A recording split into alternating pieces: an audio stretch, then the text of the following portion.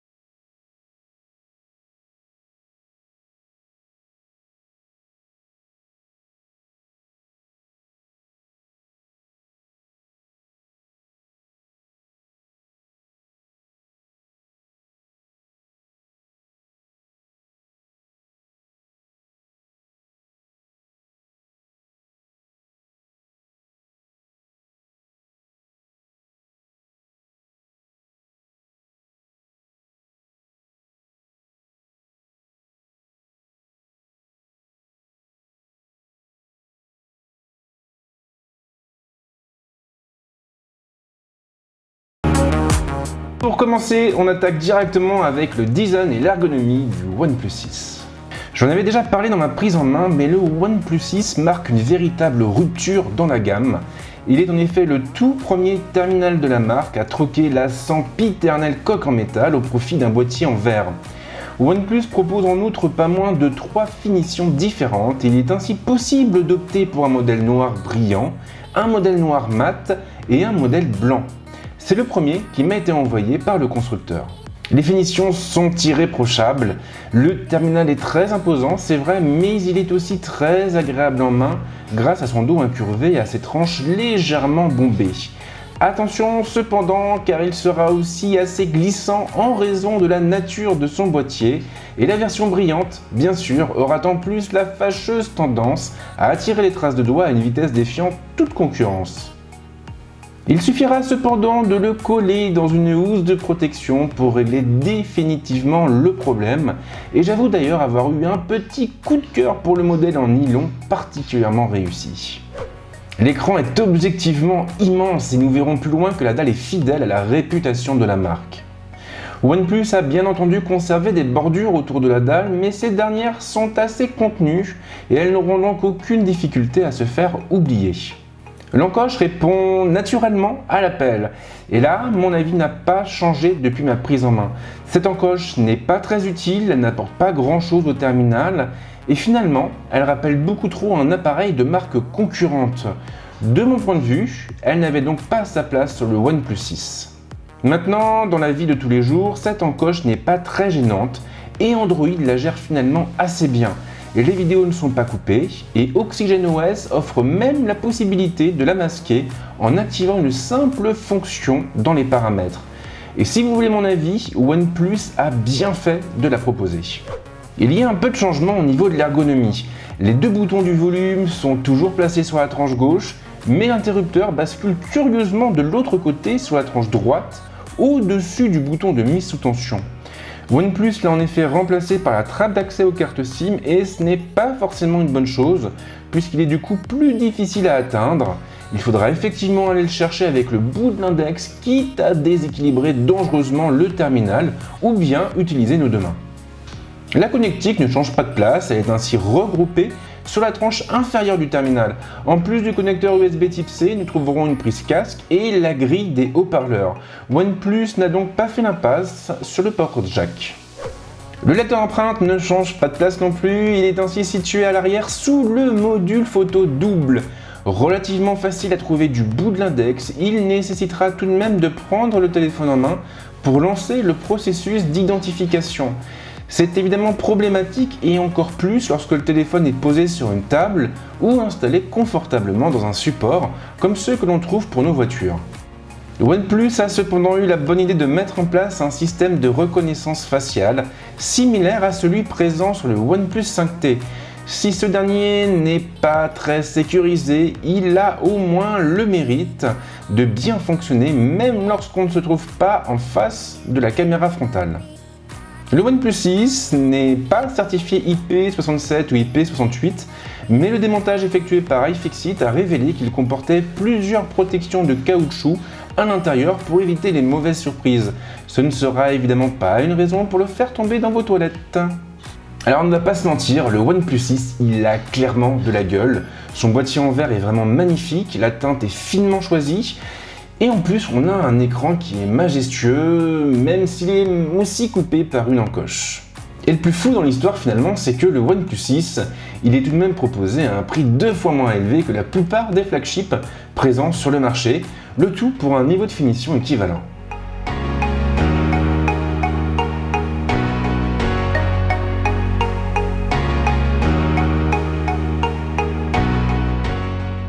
OnePlus a toujours eu à cœur de proposer les meilleures technologies du moment à un prix défiant toute concurrence et le OnePlus 6 ne déroge bien évidemment pas à la règle. Le moment est justement venu de parler de son écran, de son processeur et de son autonomie. Le OnePlus 6 est équipé d'un écran de 6,28 pouces précisément. Fidèle à ses habitudes, la dalle est de type optique AMOLED et elle peut afficher une résolution maximale en 2280 par 1080. Elle est également compatible sRGB et DCI-P3 et l'écran est en outre recouvert d'une vitre en verre traitée au Gorilla Glass 5, une vitre sur laquelle a été placé un film protecteur. OnePlus n'a clairement pas fait les choses à moitié de ce côté-là, il suffit de prendre en main l'appareil pendant quelques secondes pour s'en rendre compte. L'écran est effectivement magnifique et il bénéficie ainsi d'une belle luminosité, avec des contrastes marqués et une colorimétrie assez naturelle. Perso, cette dalle m'a mis une belle claque, elle rivalise sans aucune difficulté avec celle du P20 Pro par exemple. OnePlus a également mis en place des réglages supplémentaires dans les paramètres et il sera ainsi possible de modifier le calibrage de l'écran en allant chercher des profils préenregistrés. Ici, nous aurons le choix entre le profil par défaut, le sRGB, le DCI-P3, le mode adaptif ou la couleur personnalisée. Dans ce dernier cas, nous pourrons choisir la tonalité de l'écran en poussant la dalle vers des couleurs plutôt chaudes ou vers des couleurs plutôt froides. Histoire de ne pas exciter nos neurones à la tombée de la nuit, le constructeur a aussi mis en place une fonction d'éclairage nocturne. Une fois activée, la dalle tirera davantage vers le brun afin de limiter autant que possible les teintes bleutées. Alors bien sûr, cette dalle est franchement redoutable dans la vie de tous les jours, mais elle l'est encore plus dans le cadre d'un usage multimédia. Le OnePlus 6 excelle en effet en vidéo et sa dalle donnera même beaucoup de profondeur aux séquences en cours de lecture grâce à la qualité de sa dalle. Côté processeur, on retrouve sans grande surprise un Snapdragon 845, épaulé au choix par 6 ou 8 Go de mémoire vive. En ce qui me concerne, c'est le modèle le plus puissant qui m'a été envoyé. Si vous avez déjà eu l'occasion de prendre en main un téléphone propulsé par la dernière puce haut de gamme de Qualcomm, alors vous ne serez pas étonné d'apprendre que le OnePlus 6 est un véritable monstre de puissance. Il est en effet à l'aise en toute occasion et notamment avec les titres les plus gourmands. Il sera tout à fait envisageable de jouer à PUBG Mobile avec un maximum de détails sans craindre d'éventuelles latences. Et cela vaut bien entendu avec tous les autres titres distribués sur le Play Store. Je ne suis pas un grand fan des solutions de benchmarking, mais sachez tout de même que le terminal a obtenu 267 019 points sur AnTuTu, ce qui le place clairement dans la tranche haute. Concernant l'autonomie, OnePlus a équipé son nouveau flagship d'une batterie de 3300 mAh non amovible, bien sûr, compatible avec la charge rapide et plus précisément avec le Dash Charge. Là encore, pas de grosse surprise, le OnePlus 6 pourra tenir facilement une journée en utilisation mixte avec de la consultation web, des réseaux sociaux, un peu de multimédia et quelques jeux. En faisant attention, on pourra tenir une journée et demie sans trop de difficultés. On est donc sur une autonomie relativement classique et même assez similaire à celle de la plupart des appareils présents sur le marché. En revanche, le terminal excelle clairement sur le terrain de la recharge et le Dash Charge est extrêmement performant. Il suffira en effet de brancher le téléphone pendant quelques minutes pour pouvoir tenir plusieurs heures et c'est évidemment très appréciable lorsqu'on se trouve en déplacement. La charge sans fil est malheureusement absente et il faut avouer que c'est un peu dommage, d'autant que le OnePlus 6 aurait parfaitement été en mesure de la proposer grâce à son boîtier en verre. Le modem a été testé pour sa part avec NPerf, histoire d'être le plus représentatif possible. J'ai utilisé une SIM Soch et une SIM Free Mobile, à chaque fois au même endroit, à savoir Brie contre Berre. Dans le premier cas, le terminal a atteint les 10,74 Mbps en réception et les 1,65 Mbps en envoi avec une latence de 31 millisecondes et un score de 89,27% en navigation et de 90,06% en vidéo pour un total de 56 207 points. Dans le second cas, et donc avec la SIM de Free Mobile, le OnePlus 6 a atteint un débit de 11,52 Mbps en réception, de 1,58 Mbps en envoi et une latence de 28 millisecondes avec un score de 81,48% en navigation et de 89,55% en vidéo pour un score total de 56 787 points. Alors histoire de bien faire les choses, j'ai passé plusieurs fois le test et j'ai calculé une moyenne, bien évidemment. Alors ici, il n'y a pas grand chose à dire, si ce n'est que le OnePlus 6 excelle sur tous ses aspects. L'écran est magnifique, le processeur est véloce, l'autonomie est correcte et le modem ne manque pas de ressources.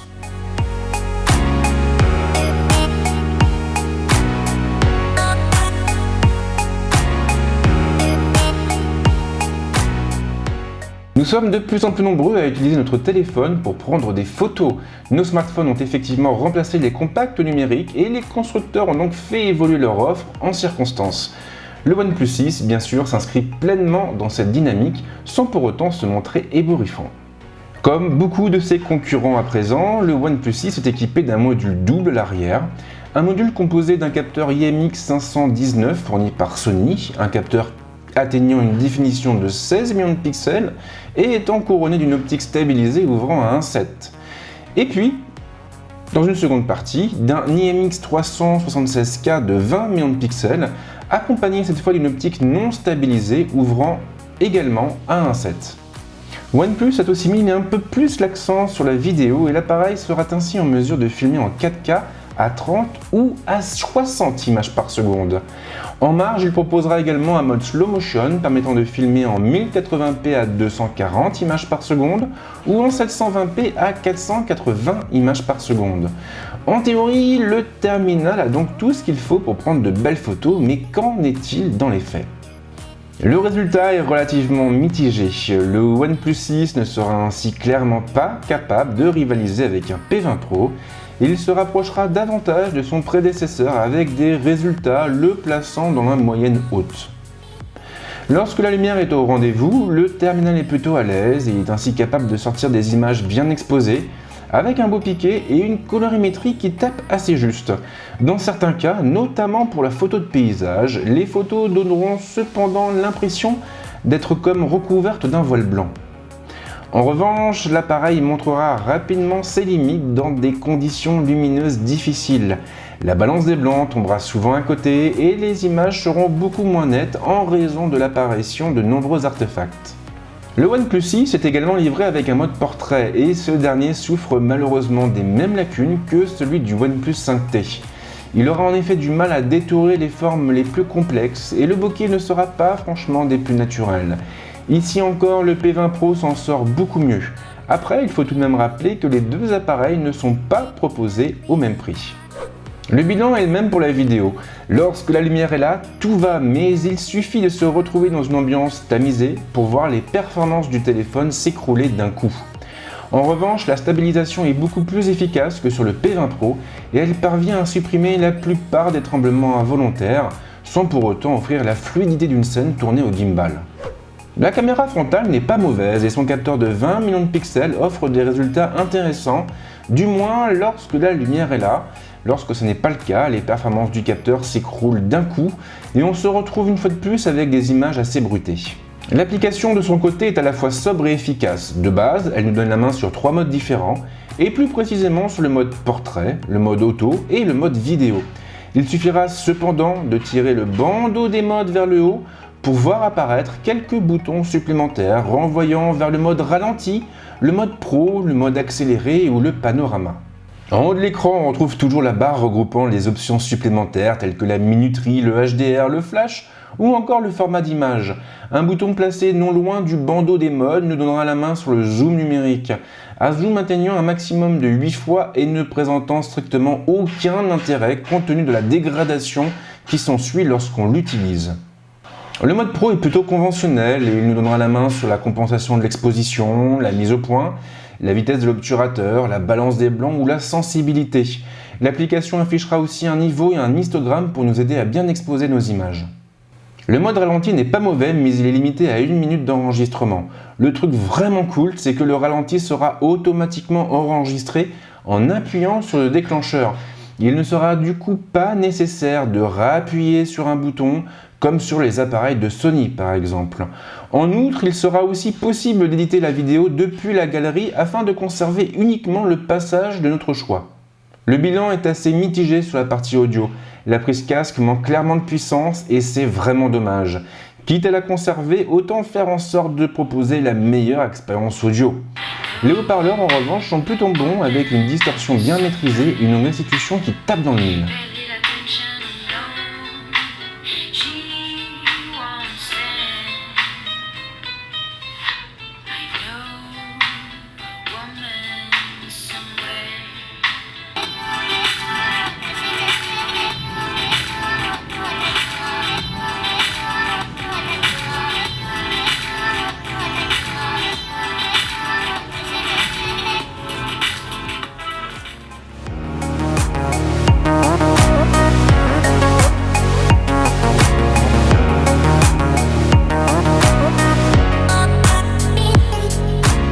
Le OnePlus 6 est joli à regarder, il a un écran magnifique, son processeur est ultra puissant, son module photo s'en sort plutôt bien, mais qu'en est-il de la partie logicielle? Et bien justement, le moment est venu de nous pencher sur cette délicate question. Sans surprise, le OnePlus 6 est livré avec Android 8.1 et donc avec la toute dernière version de la plateforme de Google. Le contraire aurait de toute façon été étonnant compte tenu des habitudes de la marque. Là-dessus, cette dernière a également pourvu son nouveau flagship de la dernière version d'OxygenOS, sa propre surcouche. Que les puristes se rassurent car cette dernière n'est pas franchement envahissante et elle apporte surtout des améliorations cosmétiques à la plateforme tout en enrichissant de nouvelles fonctions bien pratiques. C'est un peu le même esprit que ce que propose Motorola sur les Moto G, Moto Z et Moto X. OnePlus a ainsi fait un gros boulot au niveau des icônes afin d'offrir un ensemble cohérent à ses utilisateurs. En allant fouiner dans les paramètres de la plateforme, il sera d'ailleurs possible de modifier leur aspect ou leur agencement. Mieux, on pourra même changer le nombre de colonnes de la grille, des raccourcis et définir en plus la taille de ces derniers, le tout en quelques secondes et sans avoir besoin d'installer un outil quelconque. Toujours au rayon des bonnes idées, il sera également possible de modifier le thème général et d'opter ainsi pour le profil par défaut, un thème clair ou un thème sombre. OxygenOS propose également un système de gestures pour remplacer la barre de navigation. Une fois activé, il suffira d'effectuer un balayage central du bas vers le haut pour revenir à l'écran d'accueil ou de s'arrêter à mi-course pour afficher les applications en cours d'exécution. Pour revenir à l'écran précédent, un simple balayage vertical lancé à partir du côté gauche ou du côté droit de l'écran suffira. Ces gestes sont bien entendu très pratiques, ils permettent de gagner un peu de place sur l'écran, mais un temps d'adaptation sera nécessaire avant de les maîtriser complètement. J'en ai parlé avant, mais la manière dont est gérée l'encoche est assez sympathique aussi. OnePlus n'a pas été aussi loin que LG avec le G7, mais c'est tout de même une bonne chose de nous permettre de la masquer en quelques instants. Derrière, on retrouve bien entendu toutes les fonctions propres à Oreo, et cela vaut notamment pour les appuis longs sur les icônes, l'écran divisé ou même l'épinglage des vidéos.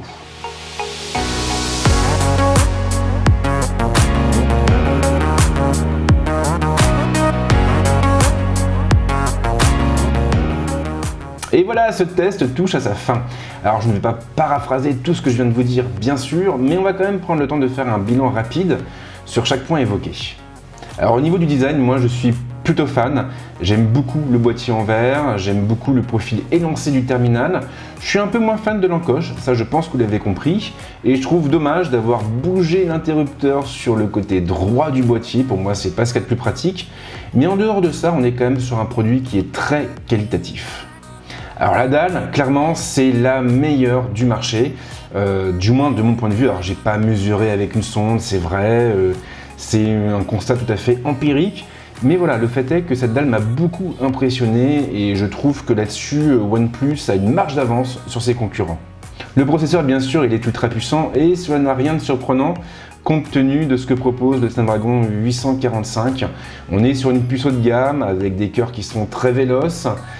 Donc là-dessus, il n'y a absolument rien à dire, si ce n'est que le OnePlus 6 est doté d'une puissance de calcul assez phénoménale. Alors au niveau de l'autonomie, c'est correct. On pourra tenir facilement une journée, voire une journée et demie, ce qui est quand même pas mal par les temps qui courent. Mais ce qui m'a vraiment bluffé, c'est le dash charge. Je trouve que là-dessus, OnePlus aussi a une longueur d'avance sur ses concurrents. Et on est vraiment sur une techno qui est ultra rapide. Et c'est assez dingue de se retrouver avec 80% de capacité de batterie après un repas, après donc une demi-heure de charge. Moi, je trouve ça assez fou. Au niveau de la photo et de la vidéo, je ne vous cache pas que j'ai été assez déçu. Pour moi, c'est vraiment le point noir des téléphones de OnePlus. On a des appareils qui sont capables de prendre de belles photos quand il y a de la lumière, et puis très vite les performances se dégradent dès qu'on se retrouve en intérieur ou dans une ambiance un peu tamisée. Et ça, c'est vraiment dommage parce qu'aujourd'hui, la photo et la vidéo font partie des usages courants chez les mobinautes. La plateforme, rien à dire, elle est parfaite. J'aime beaucoup l'ambiance, j'aime beaucoup les modifications esthétiques qui ont été apportées et les fonctions mises en place par le constructeur apportent une réelle plus-value. On n'est pas sur des fonctions gadget, on est vraiment sur quelque chose d'utile et les gestures, par exemple, moi je les trouve bien pensées et vraiment très agréables à utiliser. Alors dans ma prise en main, je vous avais promis de faire aussi un petit point sur les écouteurs de OnePlus, sur les Bullets Wireless. Et en fait, en les utilisant, je me suis dit que ce n'était pas leur rendre justice que de les intégrer à un test. Et je ferai donc une vidéo qui sera entièrement dédiée à ce produit, un produit qui est aussi très intéressant. Bref, je vais m'arrêter là. Comme d'hab, si vous avez des questions, des commentaires, des critiques, n'hésitez pas à laisser un petit message, je vous répondrai le plus vite possible. Et surtout, si vous avez aimé cette vidéo, si vous aimez le contenu que je vous propose, je vous invite vraiment à vous abonner à la chaîne, à activer la cloche et à balancer des petits likes pour faire remonter un peu les vidéos dans le flux. J'aime beaucoup faire ça, j'aime beaucoup faire des tests. Maintenant, voilà, ça prend beaucoup de temps et je ne pourrais pas vous proposer plus de vidéos si derrière il n'y a pas plus de vues. Ça, c'est donnant-donnant. Malheureusement, ça fonctionne comme ça. J'ai aussi une entreprise à côté à faire tourner, donc je ne peux pas uniquement me baser sur ces vidéos pour vivre. Mais voilà, si vous aimez mon travail, surtout soutenez-moi, c'est indispensable. Et en attendant, évidemment, je vous souhaite de passer une bonne semaine ou un bon week-end suivant le moment où vous verrez cette vidéo. Ciao!